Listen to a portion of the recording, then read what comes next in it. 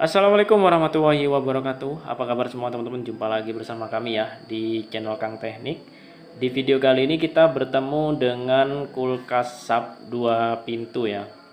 Oke, untuk informasi kerusakannya itu atas bawah tidak dingin ya. Nah, seperti biasa teman-teman, di sini saya akan tunjukkan langkah mengecek ataupun cara memperbaikinya ya. Karena di sini atas bawah nggak dingin, kita langsung masuk ke bagian kompresor. Beda lagi kalau misalkan di bagian bawah dingin, bagian atas bisa beku. Nah, itu berarti kerusakannya itu di bagian kelistrikan. Kalau misalkan atas dan juga bawah nggak dingin, itu ada dua kemungkinan. Bisa jadi kompresornya nggak jalan, dan yang kedua freonnya habis ya. Oke, di sini untuk kompresor dua pintu itu sedikit lebih besar dari kompresor satu pintu ya. Nah, di sini kita akan coba mengecek. Yang pertama kita akan coba pastikan dulu kompresornya itu hidup atau tidak, dan selanjutnya kalau hidup baru kita cek di bagian freonnya. Oke, yang pertama kita pastikan kompresornya hidup atau enggak. Kita colokin 1 2 3. Oke, kulkas sudah dinyalakan dan di sini ampere menunjukkan 4,19 dan kompresor terdengar suaranya dengung ya, hanya dengung saja. Nah, untuk ampere tinggi seperti ini itu menandakan kompresornya itu tidak jalan ya teman-teman. Karena untuk normalnya untuk kulkas dua pintu itu antara 0,9 sampai 1,10 ya, 1,10. Dan apabila kita paksakan, biasanya itu nanti bakalan terdengar bunyi cetik pada area overload ya. Ini biasanya teman-teman kalau misalkan bang kulkas saya itu hidup sebentar lalu ada bunyi cetik. Nah, sebenarnya itu nggak hidup ya. Jadi kalau misalkan hidupnya itu hanya beberapa detik lalu ada kulkas dinyalakan beberapa detik lalu ada suara cetik, itu ada kemungkinan kompresornya itu nggak jalan atau macet.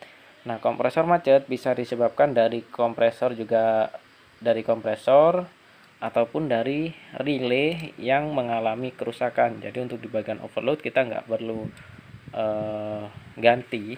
Yang perlu kita ganti yaitu di bagian relaynya. Kalau misalkan relaynya itu rusak ya.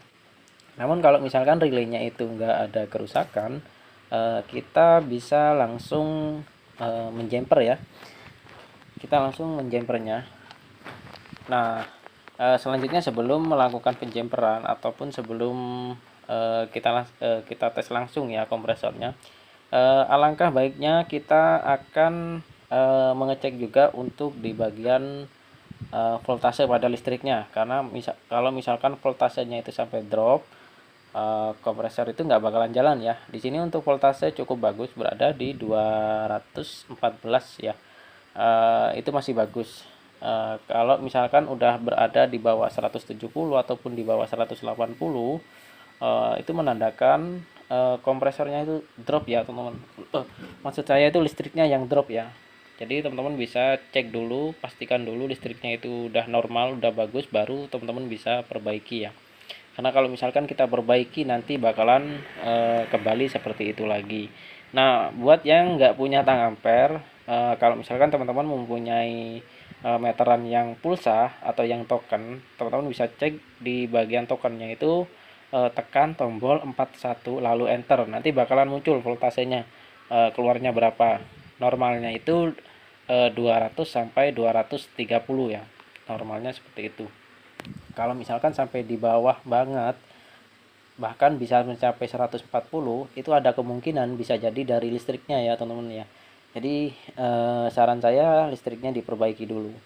Nah, di sini kenapa saya menyuruh mengecek di bagian relay, karena relay ini kalau misalkan di bagian bimetalnya atau di bagian lempengannya ini mengalami patah ya, pecah lah istilahnya, pecah, kompresor itu nggak bakalan jalan ya teman-teman. Jadi kalau misalkan masih bagus, itu kita nggak perlu mengganti. Karena kalau misalkan bagus, percuma ya kita ganti. Tetap hasilnya nanti bakalan sama. Nah, ini kebetulan untuk di bagian relay itu bagus, dan juga di bagian voltase itu normal, berada di 214. berarti kita langsung coba jumper ya, jumper. Nah, ini ada yang pertanyaan juga kemarin, untuk overload kenapa nggak dicek bang? Nah, kalau misalkan ada suara dengung ya dari kompresor, kita nggak perlu cek di bagian overload, karena kalau misalkan overloadnya yang rusak, itu nggak bakalan ada suara dengung dan kompresor nggak bakalan panas ya. Di sini kita cek juga untuk di area spoolnya. Takutnya di bagian spool ada yang putus. Di sini untuk di area spool itu nggak ada yang putus. Kondisinya bagus semua dari dan ke body juga nggak ngesot ya. Nah, untuk mengecek ke body bisa menggunakan tiga kutupnya ditempelin, lalu yang satu bisa ditempelin ke bodi kulkas ataupun ke bodi kompresor. Nah, di sini kebetulan untuk kompresornya nggak ada masalah, nggak ada ngesot, nggak ada masalah. Karena kalau misalkan sampai shot, kulkas itu bakalan hitam ya. Dan juga nggak bisa kita perbaiki ya kalau udah shot.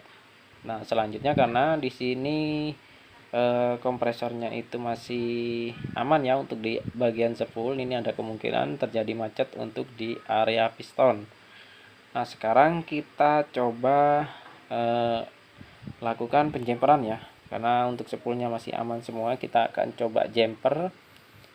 Kita akan pastikan kompresornya hidup, kita paksa sampai kompresornya hidup.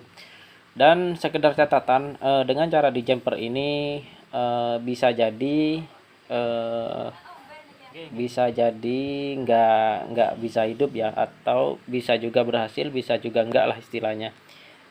Nah, makanya saran saya sebelum dibongkar kompresornya ataupun diganti, saran saya di jumper dulu, siapa tahu nanti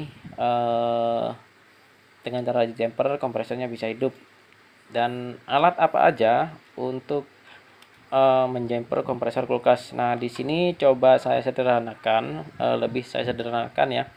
Di sini bisa menggunakan kabel yang isi 3, kabel putih, kabel listrik biasanya itu dipasangi sekun ya, dipasangi sekun.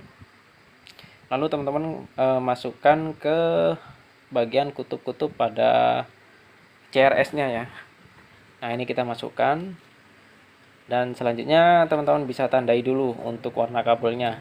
Jadi yang masuk ke bagian overload itu warna apa dan masuk ke running itu warna apa. Nah, di sini ada 3 kabel untuk mengecek runningnya. Untuk mengecek runningnya nanti coba saya jelaskan dulu ya. Di sini kita coba sambung dulu untuk di bagian overloadnya. Jadi kalau misalkan di bagian overload, nah itu bisa kita langsung hubungkan langsung seperti ini. Dan untuk di bagian overload yaitu warna kuning ya, warna kuning kita langsung hubungkan. Dan juga warna untuk kabel satunya bisa dipasangkan di kabel running. Nah, kenapa saya langsung pilih coklat untuk kabel running? Karena di sini untuk soketnya, soket relaynya itu berada di bagian kanan ya. Makanya untuk runningnya saya taruh di bagian kanan.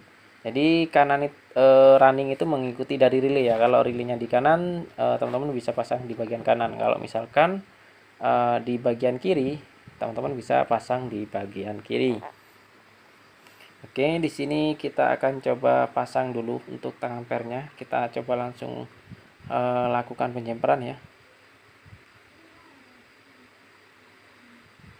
Nah, ini kita pastikan dulu jangan sampai terkonek antara satu dengan yang lain, karena ini berhubungan dengan setrum langsung. Dan sekedar catatan juga, untuk cara melakukan seperti ini perlu hati-hati ya, karena ini berkaitan dengan setrum.